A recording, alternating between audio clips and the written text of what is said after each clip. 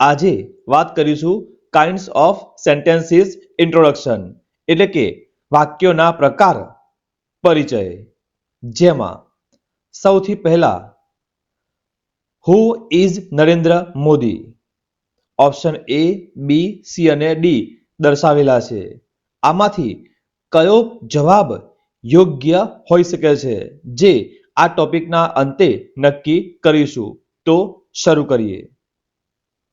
સૌથી પહેલા, what is sentence?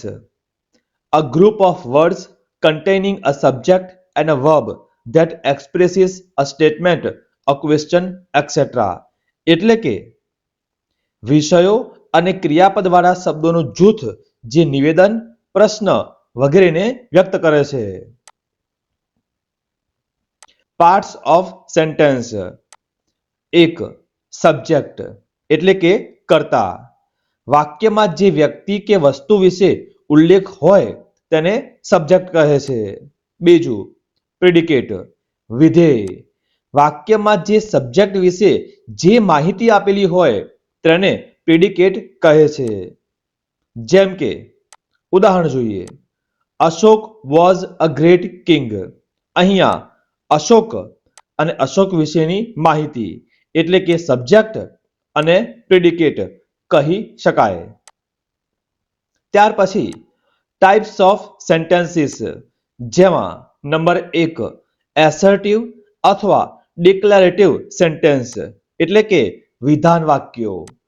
ઉદાહરણ જોઈએ. We should respect our teachers. I study in ITI college, જેને એસર્ટિવ અથવા ડિક્લેરેટિવ વાક્યો ગણીશું. ત્યાર પછી ઇન્ટ્રોગેટિવ સેન્ટેન્સ એટલે કે પ્રશ્નાર્થ વાક્ય, જેમાં ઉદાહરણ જોઈએ.